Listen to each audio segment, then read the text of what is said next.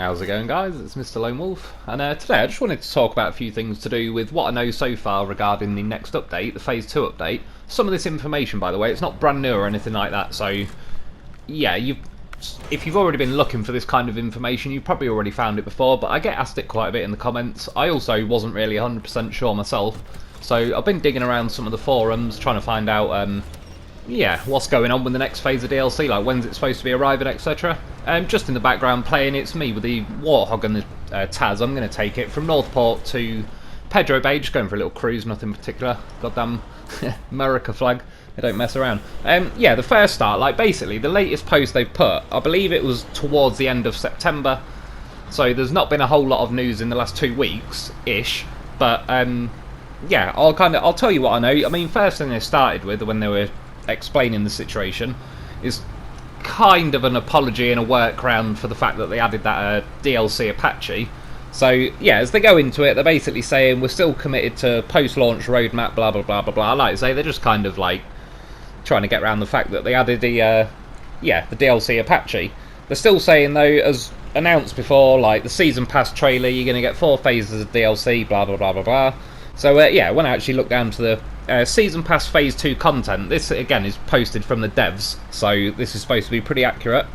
There's going to be 2 new maps that are 4 kilometers square, which is the biggest maps currently in the game. It's the same size as the Amandra map, which to be fair is a pretty decently sized map. There's a new main regional objective, so I believe it's going to be a map in Canada, and it's going to be like part snow, part mud, and it's apparently got rivers and a bit of flooded areas and all stuff like that. Yeah, the main regional objective, so it's probably going to be a little bit like on Black River, where you had to kind of do multiple contracts to build that, what they call like an oil derrick or whatever, the oil well that's kind of in the middle of the map is a pretty main feature. Yeah, it's saying you've got to build a large processing plant from scratch. The plant is made of 3 buildings. You can build the 3 buildings in any order that you want by bringing the materials to the site in any order that you want as well. And then yeah, it says although it's technically a winter region, it won't be 100% snow like Alaska. It'll have a mix of mud and snow, and some parts of it that are flooded, and some fast flowing torrents. So yeah, it sounds pretty good. I've been mentioning it before that it'd be pretty cool if they incorporated rivers and flooding into the game a little bit more seriously, because to be honest, even like with the option of the snorkels on this game currently, they don't really make a hell of a lot of difference for most vehicles. I admit some vehicles like are set pretty low to where they start drowning without any snorkel whatsoever, but there's a lot of vehicles, I mean these included, I believe both of these float, so as far as that goes, I mean that's kind of a separate thing I suppose they could do with upping the weight on these things a bit. Yeah, for the next thing, it says a little twist to the usual SnowRunner formula.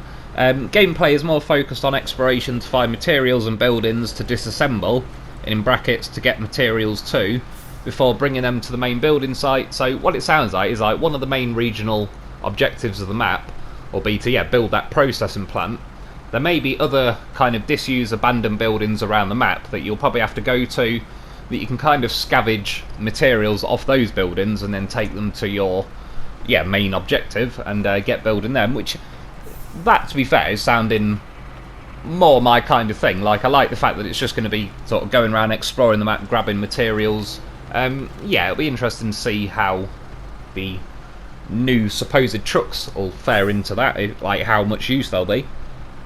Yeah, as far as vehicles go, it says there's a new cat forklift that ties to the material collection mechanic, so I'm not 100% how that works. Maybe you'll have to like lift the forklift up and like pick materials off the roof, for example. I honestly don't know. I like some people, I believe TC Gaming are already on this next update is already on the test server on PC, so some people have already got footage and access to it. For me personally, I don't really want to watch any of that, just because then when I eventually play it, when it gets to console, it's kind of a genuine first impression from me. I've not really heard things along the way.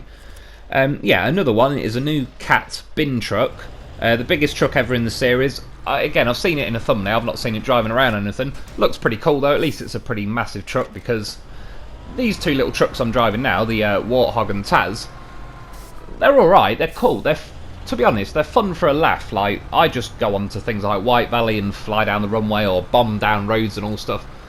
But as far as the actual game goes, these two vehicles aren't really, I don't know, they're not that necessary or anything. They, to me, they need more weight to them.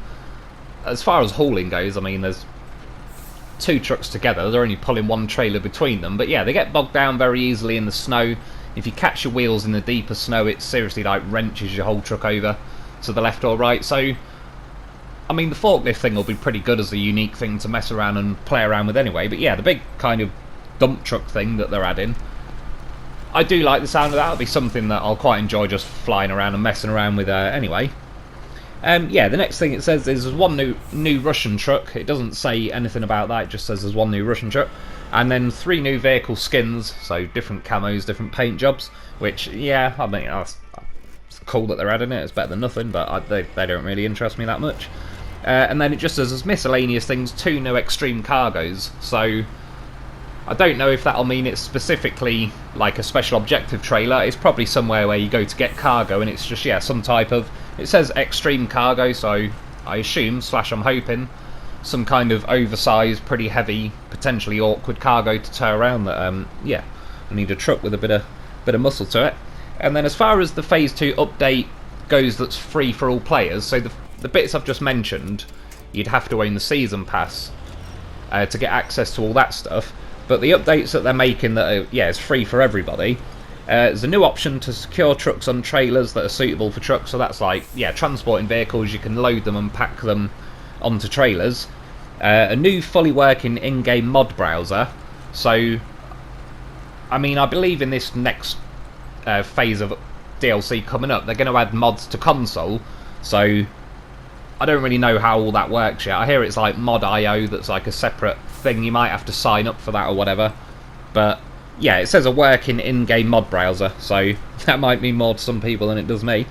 New contracts in Alaska and Tamir maps, which is pretty cool. I mean, I assume a little bit like what they've added to Michigan on this recent phase, where you've got like that cement mission, the super load, super delivery, something like that. There was 3 missions they added on Michigan, and yeah, they were pretty cool. I quite enjoyed those missions.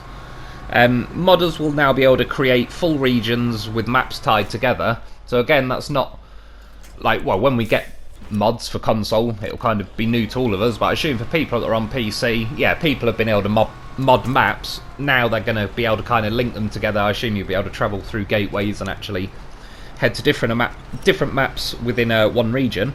Co-op on modded maps will now be supported. That's kind of self-explanatory.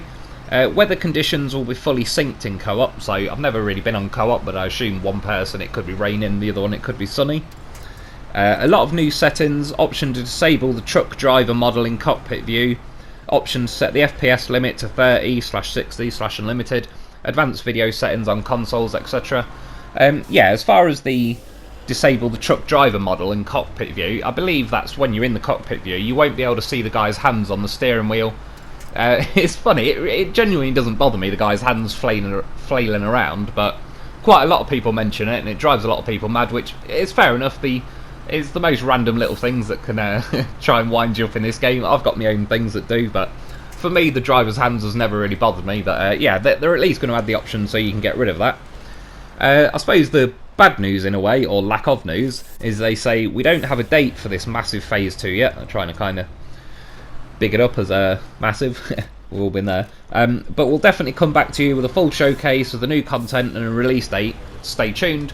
And then that was posted from a guy, I can't remember his name, what is it? See if I've got it at the top. Oh no, that was reposted by somebody. The same guy though, that must be one of the devs that seems to have this news, he posted on a more recent comment. Like, I went into the SnowRunner forums, and the most recent post that guy's made was a couple of days ago, I believe, and it's regarding the Apache, the recent DLC truck that they added. Like I said, the first part of this post that they put is kind of just them saying, oh yeah, well, you know, most of the season passes, like, we're still getting 4 phases of content basically, but they're just trying to make excuses. They never originally said that they were adding separate DLC trucks. If I'm honest, while I'm on the subject, I'm not really bothered that much that they've added an extra Apache and it costs separate money. the worst thing in a way about it, as like it's what seems to be the general theme on the forums as well, is everyone just thinks it's too weak and too crap, and it is really. But then that, ironically, kind of softens the blow as far as it doesn't really feel like a cash grab. If anything, I would say, like, if I had some say in that company, I'd kind of be like, either don't add it or add it and make it decent, because they've kind of opened themselves up to a lot of criticism for something that's pretty shit, because people who can't buy the truck are pissed off that they can't buy it and they didn't get it as part of the season pass, which I fully understand. Those that have bought it are pretty disappointed that it's gutless and it can't tow trailers, etc., which I'm certainly in that camp as well. A few people keep saying, oh, it can go well across ice, which I agree it can, but it's not the only vehicle, and I mean, really, if you actually add up the percent of the maps that are actually covered in breakable ice, you're probably talking 1%, if that. So having a truck that can drive, just across the ice a bit better than some others is not really doing it for me as far as like paying for a separate DLC truck goes. But that's what I mean though. They haven't actually released a date themselves. I heard some people saying, I assume it's a prediction, it's going to be nearer the end of October, which to me probably does sound about right. Preferably, I'm hoping it might even be like a week earlier than the end of October. But yeah, it's on the PC test server at the minute. It seems to be a good couple of weeks before, like once it's on the test server and they iron out all the bugs, we tend to get it a good 2 or 3 weeks later. So yeah, possibly like around Halloween, I'm thinking. Like I say, personally, I hope it's the sooner the better, really. They have been a little bit slow on releasing the DLC. And as far as like, when you look into the forums, I mean, the problem you got on most people, like the vast majority of people, are kind of pretty level-headed as far as this game goes. People know it's a good game. Some people are a bit pissed off about like the whole DLC thing, where it's kind of like a bit of bait and switch, and they sold the Apache separate. I understand all that, but then when you go into the forums, you kind of have the either end, like the extremes, where some people just blindly defend the game and the developers no matter what. Other people just absolutely nitpick and hate every little thing about every update they mention or anything. So it's like you sort of, you can just end up diving into a world of people arguing. Even the latest update from that guy, like one of the devs I assume, that posted this big description of what's to come, the last thing they basically posted was that they're closing the thread regarding updating the Apache, just because everybody started arguing in the comments over, like, just stupid shit like you see in there. There's some YouTube comments where they just completely spiral out of control, and it ends up being 2 people arguing over like grammar and all sorts of stupid stuff. I mean, this game is definitely taking a bit of flack in the forums. The only thing I would say is, like, if they were a bit quicker with the DLC and stuff, I mean, I've recently been pretty critical of certain handling characteristics and all sorts. The long story short is, like, they're not adding stuff quick enough to the game, and it's given me time to kind of, twiddle your fingers a bit and start looking around and start focusing on some of the characteristics. Like I say, these trucks, for example, I think they need more weight added to them. They're a little bit iffy with the as far as the handling goes. And I mean, I'm not completely trying to rag on the game. The thing I always come to the conclusion with this game is it still, by far, feels worth the money. So little nitpick things about like the DLC, and I appreciate with the Apache. The only thing I can sort of say that's good regarding the Apache is it's so useless in game that you're really not missing anything. For those of you that bought it probably know exactly what I mean. Most of you probably haven't even used it since you bought it, and for those of you that can't get it, I can genuinely assure you, you're not missing anything. I would say it's objectively one of the worst trucks in the game.